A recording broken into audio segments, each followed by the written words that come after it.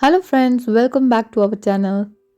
Today's story is The Strange Tale of Red Chillies. During my school days, I stayed with my maternal grandmother for 2 years at a small town near Bengaluru. Granny lived in a big bungalow. She had rented out the western half of the bungalow to her nephew, Nagaraj, who stayed with his wife and her granny. This granny came from a place called Tekal, and so we used to call her Tekal Granny. After school, we used to play all evening and return home quite hungry. Granny would make some delicious snacks for us. After that, I would do my homework and study. After dinner, I would join all the women of the house who sat in the front corridor of the house to relax. During one such night session, Tekal Granny narrated one of the most horrifying experiences of her life. Just as she started with the story, the lights went off. We lit candles and listened to the story. The story carried us away into a different world. Even the feeble chirping of the night birds and chip chip of the house lizards rang loud in my ears. Tekal Granny talked about our younger days, when houses had no electricity. One day, Tekal Granny's family decided to visit the temple Tirupati. They left on an auspicious day after a grand puja and a heavy lunch. Granny started narrating. We had to cover 200 kilometers on foot. We stopped sometimes in the middle of a jungle to cook food and rest. These jungles were full of wild animals, dacoits, and of course, ghosts. To keep ghosts away, we would shout out God's name in a loud voice, so that even a ghost out of hearing would run away in a fright, hearing God's name, said Tekal Granny. On the 10th day, Tekal Granny and her family passed through a steep, hilly section very carefully. As dusk fell, the tired group took a break. It was a beautiful spot with no one around. A small rivulet flowed nearby. One by one, all took a bath in a chilly water. Later, the male members started performing the evening puja. The women took over the cooking work. I loved cooking even back then, and I was the leader of the group. We collected dry wood from the jungle, lit the fire, and started cooking, said Tekal Granny. I felt uneasy the moment we stopped at this new, unknown place, she said. I felt something stalking me. I felt somebody continuously looking at me. While cooking, I felt as if somebody had passed by me.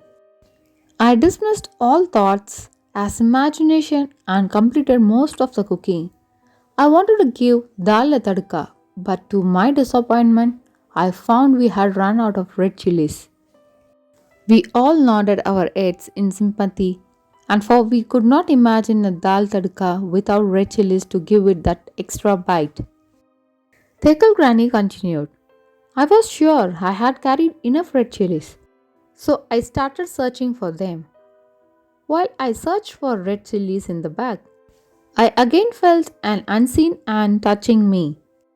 I trembled with fear, but still wanted to get the red chilies. I thought some shop in the nearby village would be open at this time of the night, and so I set out.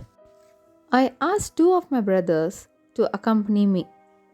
After walking a short distance, my face brightened as I saw an old building that looked like a mata, a religious place in South India, where devotees worship God and are served food.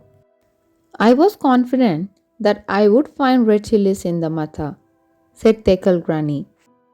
Asking my brothers to wait outside, I entered the building with the large open doors and passed through a long corridor with no roof and broken walls to my right and left.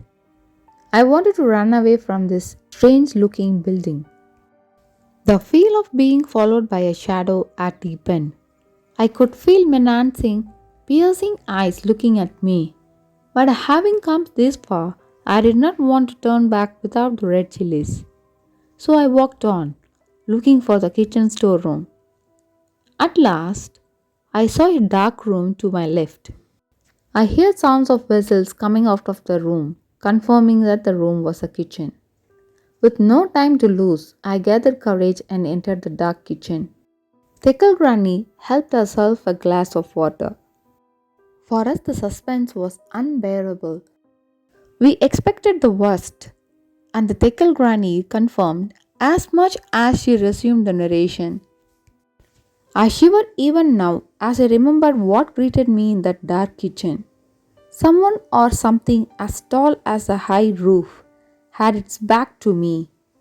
Gathering a bit of a courage, I called, "Sir, I have come for red chillies, red chillies."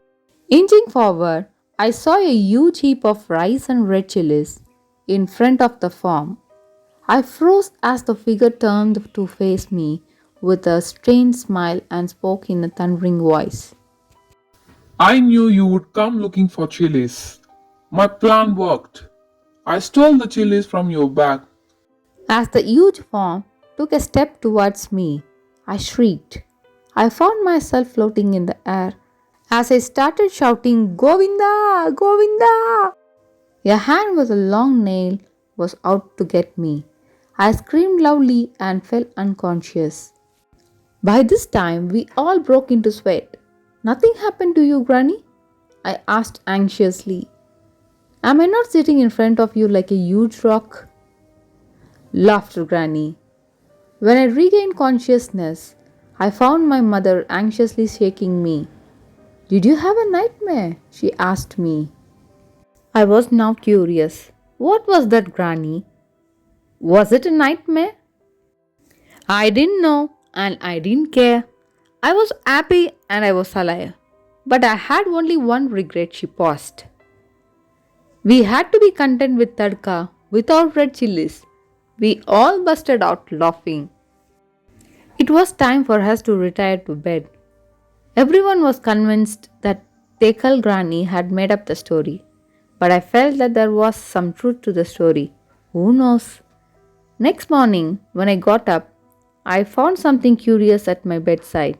Two long red chilies. So, friends, I hope you all enjoyed this story.